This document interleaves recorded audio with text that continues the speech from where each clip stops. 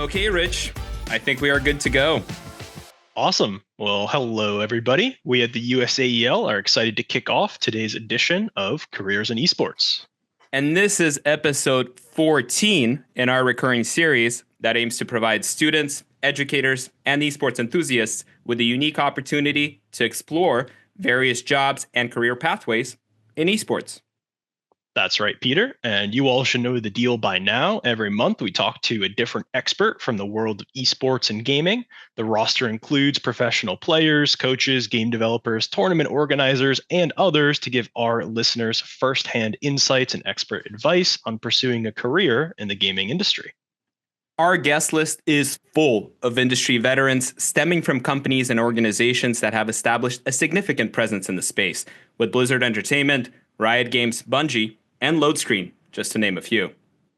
But as usual, let's begin with some introductions. I'm Rich Conti. And I'm Peter Poliglov. And we are your recurring hosts for the Careers in Esports podcast. Rich, are you excited to introduce our next guest? You know it, Peter. And today we are climbing up the ranks and talking to someone with leadership and business experience in esports on a global scale. So without further ado, it's my privilege to introduce to our audience Philip Macartney, a veteran business and marketing leader in the games industry. Phil, thanks for being here today. Thank you for inviting me. Some key moments from Phil's career include launching Enclave Gaming, working in business and partnership development roles at Elo Hell Esports, working with the Esports Awards, and ultimately today, Phil is the founder and CEO of Loadscreen. Phil, good to see you today. And to start, could you tell our listeners a little bit about what Loadscreen is all about? Yeah, of course. So Loadscreen originally started off primarily focused at influencer management. So we got into I'll go into it a little bit potentially later, but I started at a company called Elo Hell Esports. And after I left that, the agency side of things and in the influence management side followed me essentially over to Loadscreen, and that's how it started.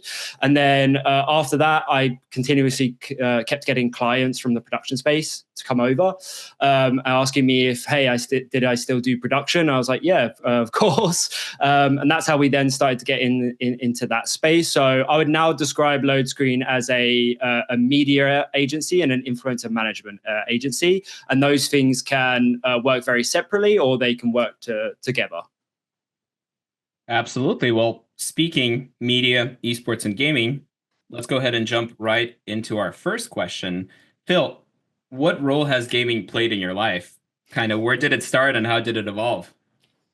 Yeah, I feel like I was a little bit late to gaming in many regards. I didn't get a PC until I was probably like 16. But I was more of a console player. But every single Christmas, you'd get a console, you get a game, and that would be my life, right? Playing stuff like Fallout 3, etc. But I think where my life in gaming really started was when I did get that PC and I started playing Dota 2. And the rest is kind of just history there. It's become the main part of my life. It's what I do for pleasure. It's what I do for work. It's what I do. It's basically all encompassing in my life. So yeah, it's been a bit. When I first started, people used to say, "Oh no, like." It's just something that you can do for fun, etc. It's never going to be nothing more. But I like to think 10 years later on, I've kind of disproved that with what I've done since. Absolutely. And other than Dota 2, what were or are some of your favorite games to play? Well, yeah, again, Fallout 3, Dota 2, League of Legends is now my MOBA of choice. Sadly, when I stopped playing Dota, the day I stopped playing Dota competitively, I've never played the game since, which is weird to go back and see my last ever game competitively. But outside of that, it's primarily RTS games such as Total War, Hoi 4, Hearts of Iron 4, Europa Universalis, those sorts of more strategy games. A lot of my job involves strategy, so I kind of and that's where I find my pleasure in work. So I kind of take that into my everyday sitting down and playing games sort of a life as well. And that kind of flows great into a follow-up question I had here, which is are there any skills that you learned in gaming that you've applied to your everyday life or vice versa? It sounds like that love of strategy is kind of a big part of it. Yeah, and I think a part of strategy is negotiation, and I think it's become quite obvious that gaming helps a lot with negotiation in real life, because in gaming yourself, like especially strategy games, you're always kind of looking at what can I get out of this opportunity in the game. But I think there's other just core skills like computer skills. I think are huge. Like the world we're coming into now, I think every job requires some sort of computer skills, and gaming is obviously, or PC gaming primarily, is the main part of that. So yeah. And there was a time when you were the founder and, as I understand, the captain of your own esports team. Yeah. Why did you decide not to continue competing or playing professionally? I just wasn't good enough. I think I'm very good at realizing my strengths and weaknesses. And I think when I first set up the team, it was when I was my first year of university. And I just realized, like, after a year, and we won a LAN in the UK called Blink Dota in the I think it was the medium division or something like that. I think after that, I was like, am I going to keep trying to do this and, fail miserably, or am I going to go out with a bang? And that was definitely a bang sort of situation. And I just knew that, like, I was really good at captaining, during the in games. I didn't have the, I don't know what you'd say, micro ability. So I just decided, hey, as they always say, if you can't do, manage. And I kind of followed that. Absolutely. And this will actually segue into our next question right here. Rich, do you want to take this one? Sure, yeah. Phil, you mentioned sort of your time in university. When did you choose to pursue a career in esports? Was that before university, during university, or when did you realize that you wanted this to be a job? I think it was my first year of university. That's when just to give a little bit of context, no one wanted to play with me when I first started to get into competitive. So I decided, hey, why don't just make your own team, and then they have to play with me. And that's when Enclave started. And Enclave quickly, as mentioned, turned into a business. And I think that's when I started to see, like, hey, this could be a career. I saw it as I think the initial moment I saw it as a career is I thought I was going to be a professional player. But then again, I quickly realized that wasn't realistic. So I then was like, okay, again, if I can't manage, and could I manage potentially, or could I build a business inside esports? That's when those kind of foundation pieces started to come together. How would you say you got your foot through the door in kind of your first professional role? I would say so. I think my first ever professional role outside of gaming was a sales role, and I think that how it worked was that I was doing Enclave pretty much on the side whilst I was working a full-time job. But that full-time job in another industry was really trying to learn key skills about sales, etc. After I left university, to bring it back over to gaming, right? So for me, it was a case of, how do I get a first professional role? It was like, okay, let's go into sales. And that's why I made that decision. Now, how I got my first professional role in gaming, and that's where, like, somebody else was paying me, not me, paying myself with my own company. I think it was at Elo Hell, and that was after I had put a lot of passion into my company and really learned how to run something on bootstraps, as you would say. And I think all that knowledge, all that experience of running an esports team and all those hours kind of culminated in a company seeing the work I had previously done and being, what happens if we give this guy more than he's currently got? What happens when he's not bootstrapped? And that's why they took on chance of me. And that's how I got my first role as in the actual gaming industry as head of strategic partnerships at Elo Hell. Beautiful. And our next question kind of leads into your role as a CEO. and that entrepreneurial vision. So could you tell us a little bit more about your company and then day to day in your role? Yeah, as I said, I always describe Loadscreen as kind of two companies in one, right? So you have that production media branch, and then you have that that influencer management branch. So those two are very different setups in how they're run. And up until quite, I would say, maybe a year ago, as a CEO, my day to day, it was across everything. We had a very flat structure. So I was, dabbling in a little bit of the production each day and a bit of the influence management part. And I think the job as a CEO is in many ways to plug the holes.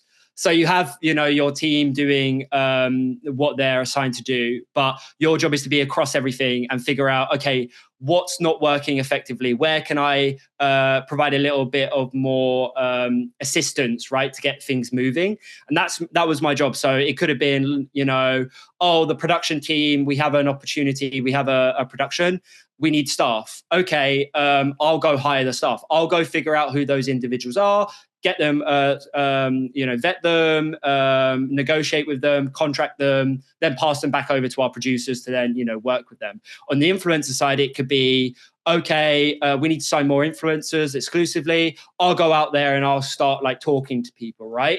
There's no single job. It's whatever you need to do. And then as the company has progressed, I think I always explain it as whenever a volcano erupts, new islands are formed, and those islands always rise slowly, right? That's what's essentially happened to me, where, again, I was across the company. Now on a day-to-day basis, I really only manage Callum, who's our head of sales, and Ryan, who's our operations manager. And Ryan's job is to look after the production branch. Callum looks after the influencer management branch. And it's just working with them two on a daily basis to, I always say, Callum's job is to make sure we're making money.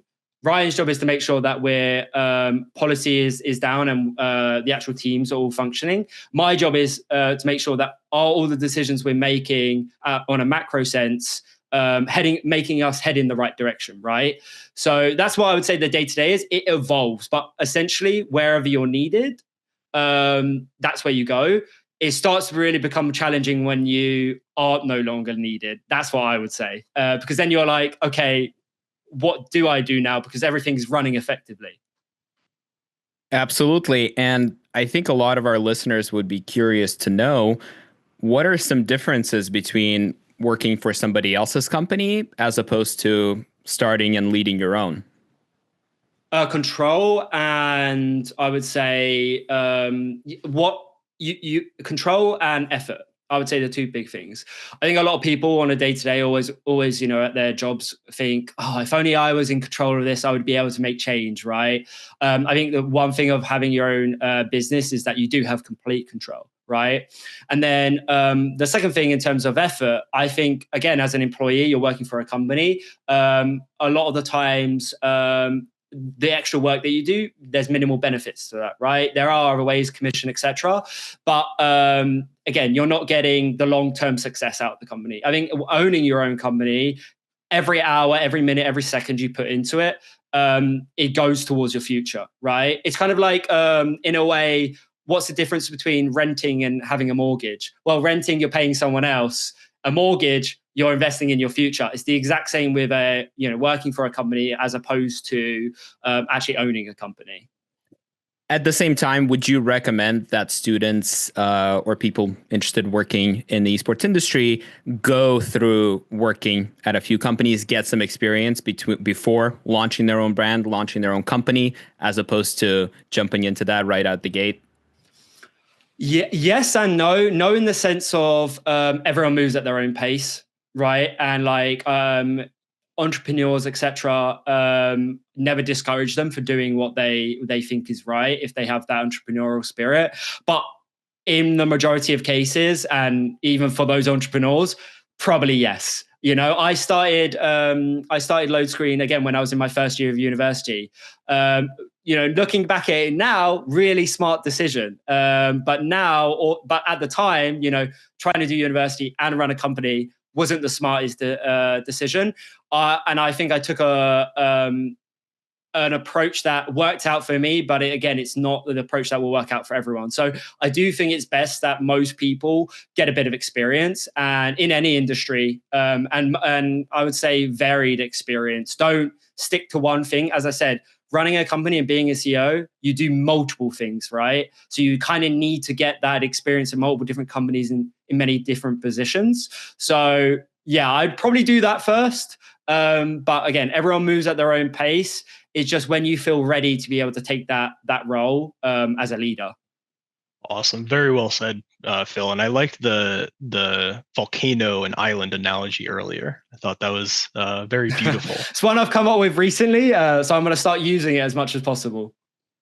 Awesome. And our next question kind of takes a step back to kind of look at the industry itself. So what's it like working in gaming and esports? You mentioned it's sort of your passion as well as your work now. So they're kind of blending together. So what's it like in the gaming and esports as opposed to more traditional industries, maybe? I think in many regards, it's still the exact same as other industries. And I want to make sure that it is like a lot of other industries in the sense of, I think a lot of times gaming and esports can break boundaries in terms of the healthy life, a balance, right, between work and your actual life. I think in gaming and esports, it's become over time it's changed, but when I first started, it was very much, it broke that barrier, right? Of, I would be sitting at home and I would be getting pinged at 2 a.m. in the morning, right? From people. And it's like, there's no difference in work life. So I think we need to look at other industries in terms of how they've done that and bring it back over here. But I mean, at the end of the day, a lot of people, their passion is gaming. So working in gaming, it's that, I think it's the Jeff Bezos quote or someone else, that if you love what you're doing, you'll never work a day in your life. And I do genuinely believe that. I'm not to say that there aren't some days where, and trust me, there's some days where I think, what's going on? Why am I doing this? But it's all about the journey, right? And most people, they want that journey, that you kind of need a goal that you can't really achieve because the journey's the fun. At the end of the day, my passion is gaming. So getting to work here is incredible. I'll never complain about it. Merging of those two things of my life has been fantastic. And yeah, I don't think I've worked a day in my life, apart from when I was in other industries, but in gaming, never. Have you seen the industry evolve from when you first started, when you first learned about it, to where we are today? Again, yes and no. Like I think most things are never a clear answer. It's evolved in many ways and not so much, right? So in terms, when I first started, it was incredibly unprofessional, right? As I said, people pinging you at 2 a.m. And stuff like that. Nowadays, it has got better. There are starting to be more industry leaders that you can look at and trust. I think when I first started, there were no industry leaders, and you are kind of figuring out, okay, who do I put my faith into? Where's the progression? Where am I heading? Right. And it was kind of unknown. I think nowadays with gaming, it is a lot more evolved in that sense, right? In terms of, we know who the leaders are, they're coming out now, and it's a lot easier to find to trust. I think when I first started, though, the gaming scene was on a massive boom, and especially during COVID, we saw that.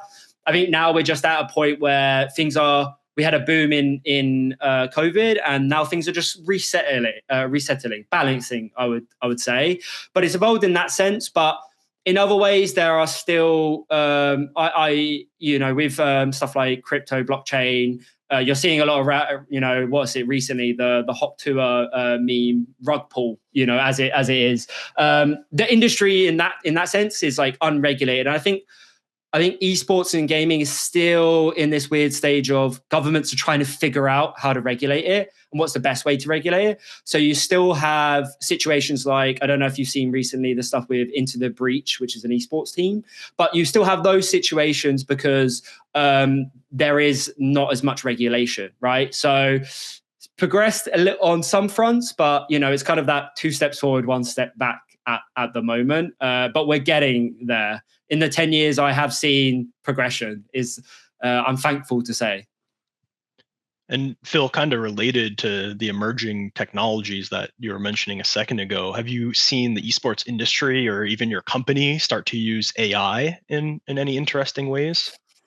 Yeah, and I think it's a really good question around how to implement it inside an agency, especially because a lot of what we do is creative, and there's an argument right now over using AI in creativity, right? Because a lot of these models that were built used potentially IP that they shouldn't have used, right?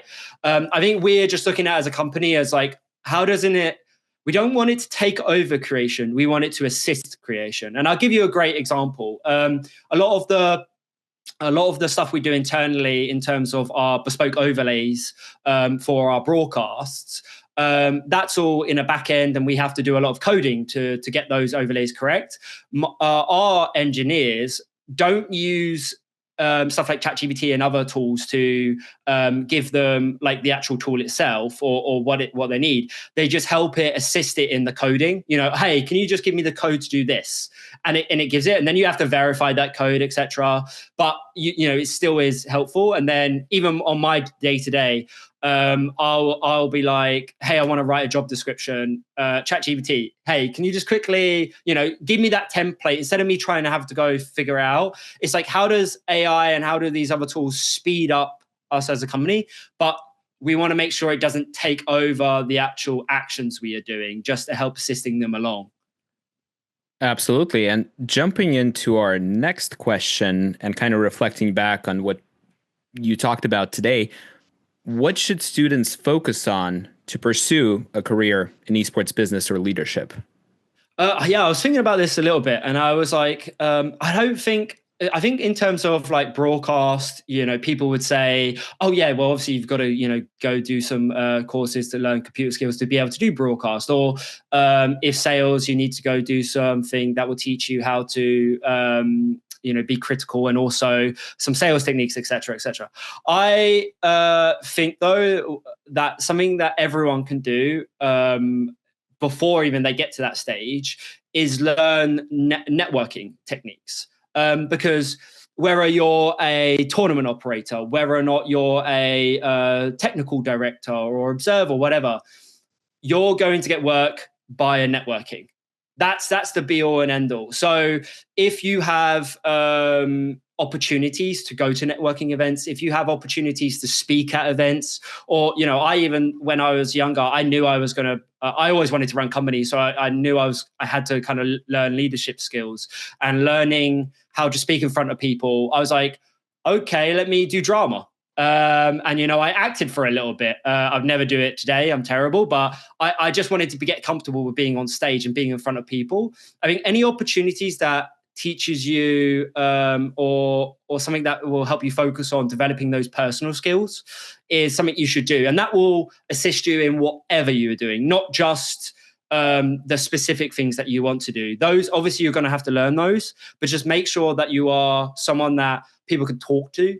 And someone that if somebody comes to you and says, hey, I have an opportunity, or at least like you're the person on their radar, I guess actually is what I'm trying to say, right? That when they're thinking of opportunities, they know who you are, what you do, and you've got that connection with them. Beautiful. Yeah, really well said. And kind of turning the focus towards the administrators or schools, why do you think schools today, K-12 and beyond, should support their students' love for gaming? I mean, how long have you got? There's so many reasons. I think I look at a lot of different high schools and universities in the US, and we work with a lot of them. I think I am like just any of the universities we work with, you just instantly see the benefits. So if you look at places such as like Sinclair College, Maryville University, etc., they've got people coming to them because they want to be in these careers, right? They want to be in broadcast. They want to be a player, right? And by a university offering these opportunities, they have an opportunity to teach people in a very structured manner, right? because people, I think university is that place that should be able to teach people and give them guidelines on how they, if they want in a specific career, they can, here's how you would go down doing that. A lot of people nowadays, look, they're going to get involved in esports. They're going to get involved in gaming. Provide them a place to teach them the correct things. Don't let them go to places that haven't got industry-led courses. Don't let them go to places where their hard work can potentially be used in ways that it shouldn't be. Right? Provide them a structure. I think that's the first thing as universities, as it's an emerging market, they need to provide people a structure. Right? I think the other thing is just like in every single job, I think gaming is going to slowly creep into it in terms of just, again, computer skills. And gamers nowadays, I think there's studies out there that again helps with people's negotiation, etc. So I think just in offering these courses as a part of their university, they're going to get more people coming to their university, which is for every single person who an admin, that's what they want.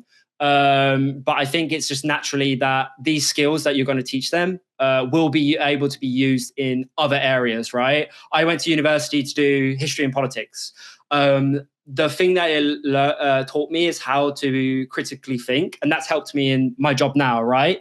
So I think gaming can provide so many different key skills to people that they can use in not just the gaming industry, but other industries. And that's why they should be providing it, right? Shouldn't be that, just to go into gaming. It should be, no, we're going to teach you through gaming skills that can be used in your life. And that's where I see the real value, and administrators need to see the power of that. One thing I'll finally say before I finish is that my friend is learning Japanese at the moment. It's been so hard for him to learn Japanese, but as soon as he found an app that gamified everything, it's like night and day. That's the true power of gaming. Right, is that by gamifying things, it makes teaching a lot easier. So I think administrators just need to look at that closely and how they can incorporate gaming into not only just gaming courses, but other courses. Absolutely. Very, very well said. And maybe digging a little bit deeper as my final question, you talked a little bit about how can schools today support their students' love of gaming, right? Through courses, through potentially gamifying the curriculum. Any other ways that schools today can tap into that passion for video games that is clearly so overwhelming and so many students are into? So one thing. So we work at Loadscreen. We work with a mental health charity called Hope for the Day, and so I'm a big advocate of theirs. And I think one thing about gaming is that it can sometimes silo you into. Obviously, you're still talking with people online, etc. But I do think as human beings, we need to see people. We need to engage with them. We need to see their face and talk to them. I think what every university should do is have, like you've kind of got on this presentation, a facility that people can come and, sit down, play with each other. And again, get that face time, as it's, university can be a very stressful place. And that's why I'm thinking more on the lines of mental health. And I think providing them with a place to be able to go and engage with their fellow gamers, it would be incredibly powerful. And I'm seeing it again, like I see Maryville, I see St. Clair, and I see all these different places. And I see their facilities that they have. And it's just being able to create events at those places for people to just come to have such benefits. So I think that's another key thing they should take a look at. And I've talked to different universities, and they're kind of like hesitant about doing that. And my role is to kind of educate them more on the benefits of that. But that would be a big thing I would put forward to them. Thank you again. That being said, we are out of time. We want to thank all of our listeners. Phil, we are so grateful for the privilege of having you on as our panelist. Thank you for sharing your experience with our audience. No problem. Thank you so much for inviting me. Awesome. Thank you again, Phil. Thank you again, everyone listening. As always, stay safe. Happy gaming.